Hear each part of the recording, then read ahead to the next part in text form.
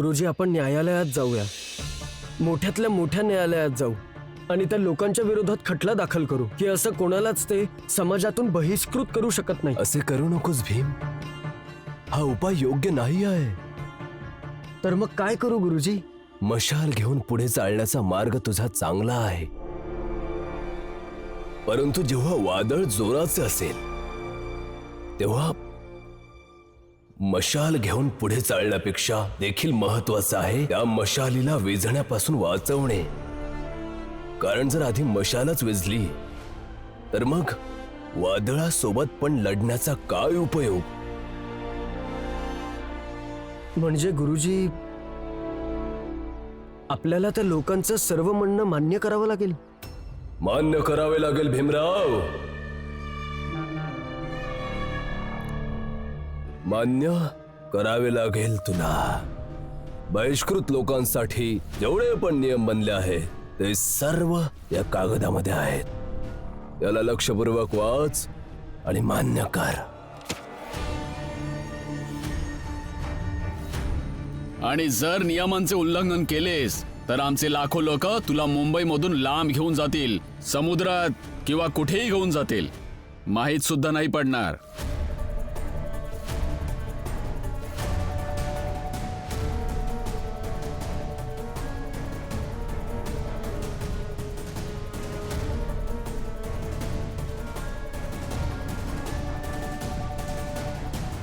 मी नाही मानत अशा नियमांना. नाही, हा मान्य करेल. जेवढे पण काही लिहिले आहे सर्व मान्य करेल. गुरुजी, तुम्ही काय बोलताय? अशा नियमांना कोणी कसं काय मान्य करेल? आणि यातल्या एखाद्या देखील नियमाला मांडण्याचा अर्थ असा होईल की आपण ह्या लोकांच्या अनैतिक कामांना प्रोत्साहन देतोय.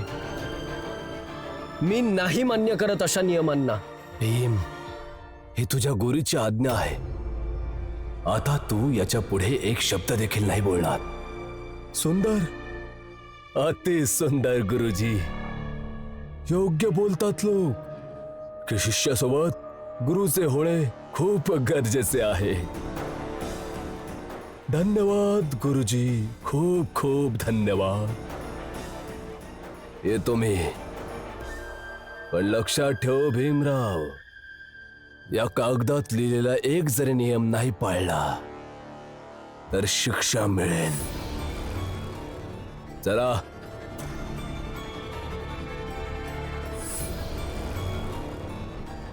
गुरुजी, तुम्ही हे काय बोललात त्यांच्या समोर? ह्या नियमांना कोणी कसं मान्य करेल? आणि जर यामधल्या एका जरी नियमाला मानलं तर माझ्या आजवरच्या सर्व संघर्षाचा अपमान होईल. मला क्षमा करा गुरुजी, पण ह्यावेळी मी तुमची आज्ञा मान्य नाही करू शकत. भीम, स्वतःच्या ऊर्जेला वाचवायला शिक. यांना नकार देऊन तू या लढाईत जिंकू शकत नाहीस. आधी या लढाईला मोठी कर. खूप वेळा लढाईचा उद्देश मोठा केल्याने खूप मोठं परिवर्तन होत असतं. भीम, या घटनेचा उपयोग तू त्यांच्या संपूर्ण सामाजिक व्यवस्थेत परिवर्तन आणण्यासाठी करू शकतोस. जरा विचार कर भीम, विचार कर. जर असे परिवर्तन झाले की पुढे जेव्हा सभा भरेल आणि त्या सभेमध्ये अस्पृश्य जातीशी निगडीत कोणता मुद्दा असेल तर त्या पूर्ण सभेमध्ये निर्णय घेणाऱ्या लोकांमध्ये जर तुझ्या पण जातीतल्या लोकांची थोडीशी भागीदारी असेल तर काय निर्णय येईल? समजतंय ना भीम? त्यामुळे आता तुझ्या आतमधल्या अग्नीला या वादळाने विझू नको देऊस आणि खूप मोठ्या सभेमध्ये तुझ्या भागीदारीची निर्णायक लढाई लढ. होय गुरुजी.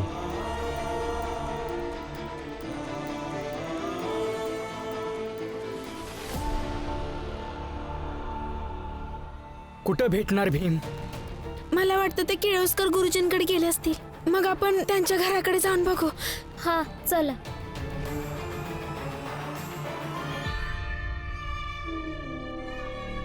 मुखियाजी, हे लोक नक्कीच भीमरावला शोधत आहेत. एक काम करतो, मी यांच्या मागे जातो जर भीमरावने कागदावर लिहिलेल्या एका जरी नियमांचे उल्लंघन केले तर मग शिक्षा यांना देऊच आपण.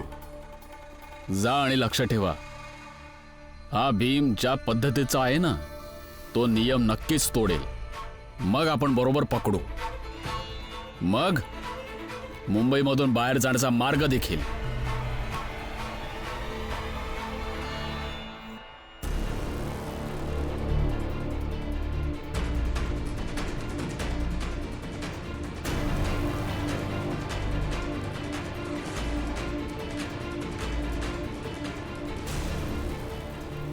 तो बघा भीम, भीम.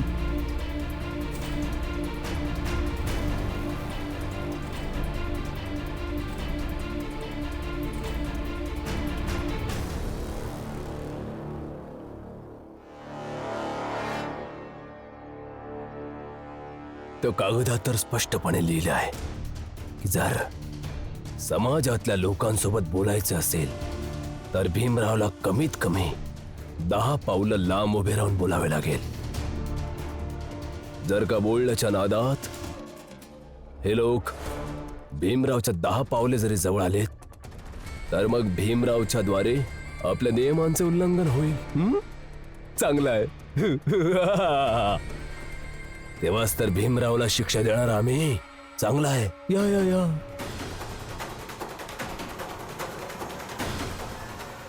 थांबा, तुम्ही लोक या पुढे नाही येऊ शकत. जे बोलायचे ते तिथेच उभे राहून बोला. हे पण चांगलं आहे. म्हणजे भीमराव आमच्या नियमांचे पालन करत आहे. काय बी गरज नाही. आम्ही काहीतरी विचार केला आहे का कसं आपण लढायचं आणि ह्या परिस्थितीत जिंकायचं. ते जे काही असेल मालू, जे काही बोलायचं असेल तिथे उभं राहून बोल.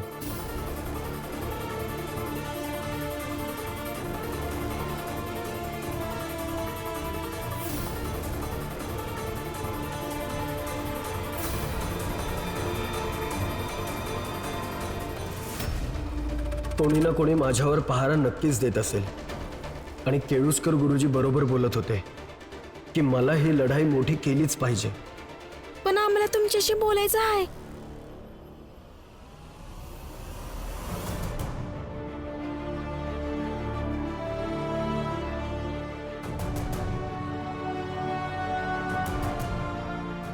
जे काही बोलायचंय तिथेच उभी राहून बोल रमा. पर आम्हाला तुमच्याशी बोलायचं ताई, आहे. राहू देत. त्यांना आपल्याशी बोलायचं नाहीये ना, मग राहू देत. आपल्याला जवळ येऊ देत नाहीत ना, नको देऊ देत. तुम्ही चला घरी. पर दादा, घरी चला.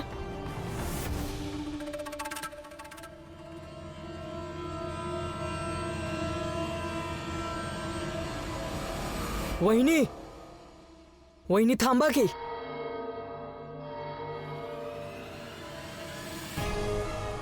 ही लढाई निर्णायक होणार, जिथे सभा सारख्या एकतेत आपल्या जातीची भागीदारी सुनिश्चित करणार. जर भीमने असं केलं असेल म्हणजे त्यानं नक्कीच काहीतरी विचार केला असेल. तसं बघायला गेलं तर तुमच्या संध्यांची योजना लय चांगली आहे. पण ही योजना आपल्या जातीतल्या जास्तीत जास्त लोकांपर्यंत पोहोचली पाहिजे आणि त्यांच्या संग भीम आणि जोकूबद्दल बोललं पाहिजे. आरामात.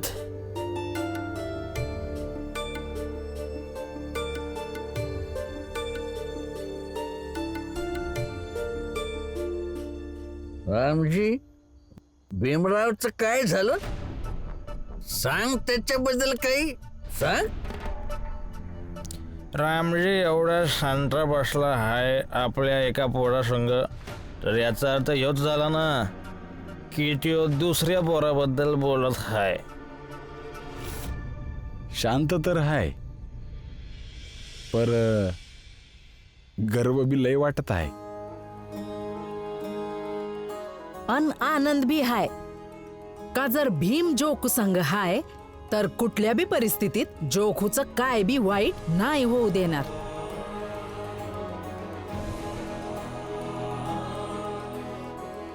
आणि लय नशीबवाल्या बापाला असा पोरगा मिळतोय.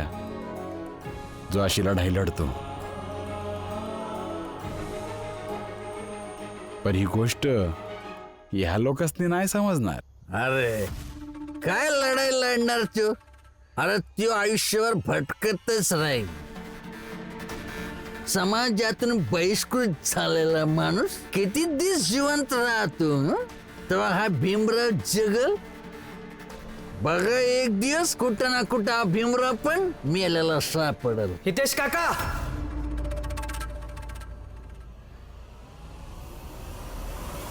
दुसऱ्यांच्या आयुष्याबद्दल चांगलं बोलणाऱ्या माझ्या मित्राबद्दल भीमराव बद्दल मरण्याची गोष्ट केली ना तर हितच आपटून मारून टाकेन. जाईत ना नाहीतर मॅच तुला मारीन. जाईत ना. मित्र मित्र करतोयस तर तुझा मित्र उपाशी फिरत राहणार आणि तो इथं मित्र मित्र करत राहणार. अरे हट. ओ हितेश काका, बोल. आज मी तुमच्या समद्यांच्या समोर जाऊन भीमला जेवण भरवणार. तुम्हा समद्यासनी ज्याला जाऊन सांगायचं असेल त्याला सांगा. बघतोच कोण काय करतंय ते माझं.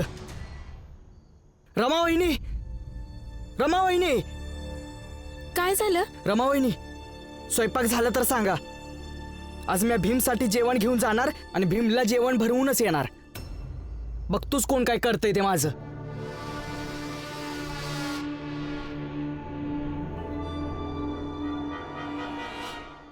ही संधी चांगली हाती लागली आहे.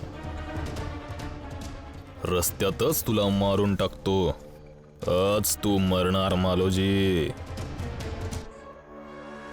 भीम तर या चाळीतून निघून गेला आहे, पण या चाळीकडून आज मालोजीच्या मृतदेहाच्या रूपात आपल्या समाजाला पहिली भेट देऊ. जा. आम्ही बी बघूच ना की तू कसा भीमरावला जेवण देतोस आणि मोठ्या त्याच्यापासून वाचतोस. बघाच, नक्कीच बघा. आज माझ्या मित्रतेची परीक्षा आहे तर मी देणार आणि त्यात मी पास बी होऊन दाखवणार. मालूजी, आता ही येळ भावूक व्हायची नाही. तर आपल्याला या गोष्टींवर विचार केला पाहिजे का भीमला त्यांच्या जाळ्यातनं कसं सोडवलं पाहिजे. आनंद भाऊ, समद होईल. रमावहिनी, तुम्ही स्वयंपाक बनवा बस. मालू दादा, असं हट्ट करू नका ना तुम्ही. रमावहिनी, तुम्हासनी माझी शपथ आहे. आज मी समद्यासनी दाखवून देणार का माझ्यासाठी भीम किती महत्वाचा आहे. ठीक आहे, बनवते जेवण.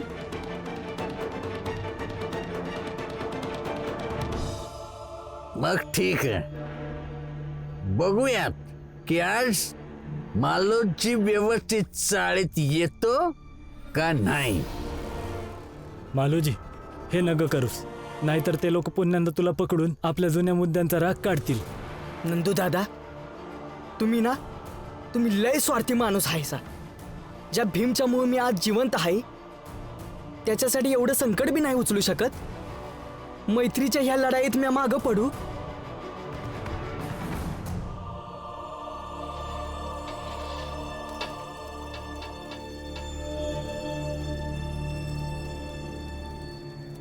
तू स्वयंपाक बनवणं सोडून दे आणि माझं बोलणं ऐक.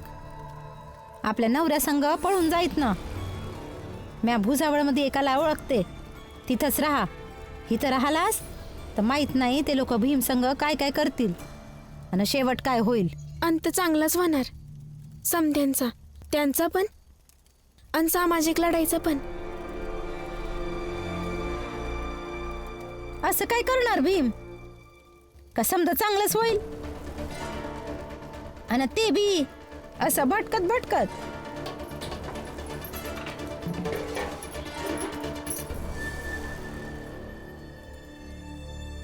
ऐकाय आहे ना, माझा तुमच्यावर विश्वास नाहीये. त्यांच्या त्या दारूची रक्षा करता करता तुम्ही समद्यांना तिकडे समद जाऊन सांगाल. नवऱ्याची शपथ घेते, नाही सांगणार मी. सांग की काय करणार आहे भीम. मी भेटले होते त्यांना. हे बघ रमा, तुला आता सतर्क राहावं लागेल, कारण मेघनाथजी आणि स्पृश्य जातीवाल्यांची आपल्यावर नेहमीच पाळख राहील. त्यामुळे मी तुला इशारा करून थांबवलं होतं. मी समजले होते म्हणून विचार केला की तुम्हाला एकट्याने येऊन भेटू. तर आम्ही अशी योजना केली आहे की आपण आपल्या जातीच्या लोकांना भेटू आणि त्यांच्याशी तुमच्या आणि जोखो काकांबद्दल विचारू. जर थोडी जरी लोक एकत्र आली ना तर प्रभाव पाडू शकतो. चांगली कल्पना आहे, पण सर्वात आधी आपल्याला या गोष्टीला समजलं पाहिजे की ही लढाई फक्त जोखू काका आणि माझी नाहीये, खरं तर त्या सर्वांची देखील झाली आहे. त्यामुळे त्या सर्वांच्या मनात हे बसवलं पाहिजे की जोखू काकासोबत आणि माझ्यासोबत जे काही झालंय ते पुढे त्यांच्यासोबत देखील होऊ शकतं. आणि हे सर्व कसं करायचंय याचा मी विचार केलाय. कसं करायचे?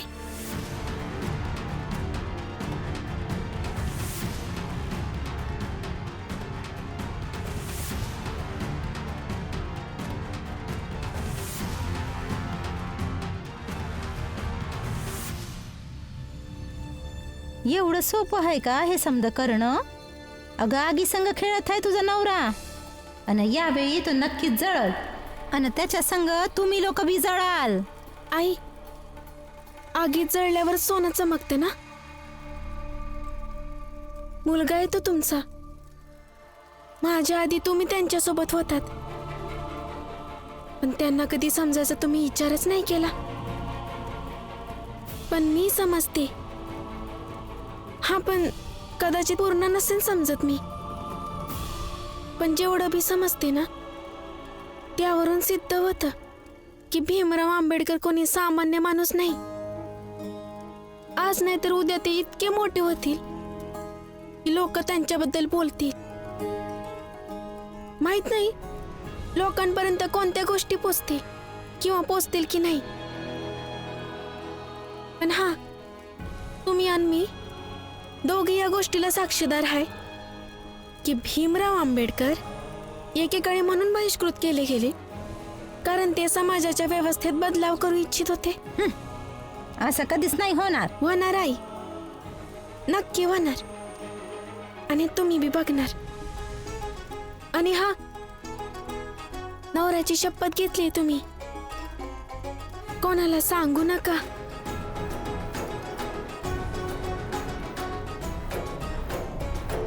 हे जोखू काका कुठे निघून गेले? एवढी रात्र झालीये. काल रात्री सारखं पुन्हा दारूसाठी लाचार होऊ नयेत.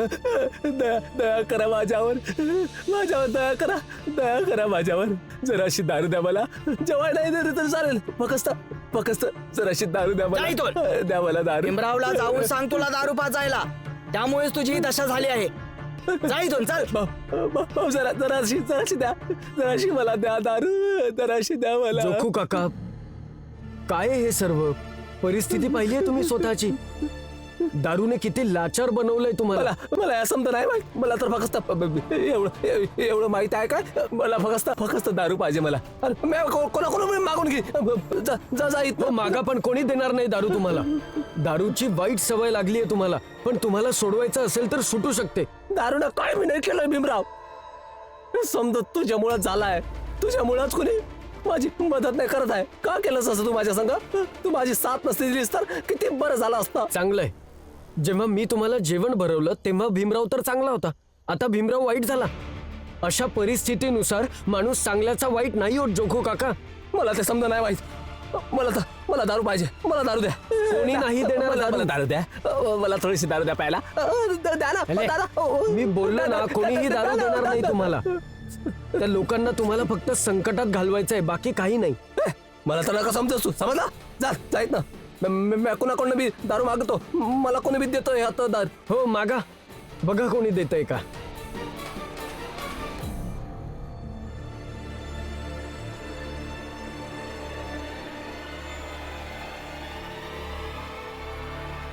बघा, भीमला जेवण घेऊन जात आहे आणि परत बी नक्कीच येईन. थांब जनार्दन, आपण पण जाऊया. माहित नाही ह्यो स्वतः जेवला तर, आणि येऊन सांगल की भीम मला जेवण दिलं. आम्ही विश्वास ठेवायचा. होय होय, चला की. भीतू काय? मालोजी, तू कुणाच्या नादाला लागला आहेस? या लोकांनी काय समजून घ्यायचंच नाहीये. पर काका, मला तर समजायचं आहे. चला माझ्या सोबत. पर तुम्ही समधी लोक नुसतं बघत बसा, तुम्ही काय करू नका. नाही काही नाही करणार. चल ये जनार्दन.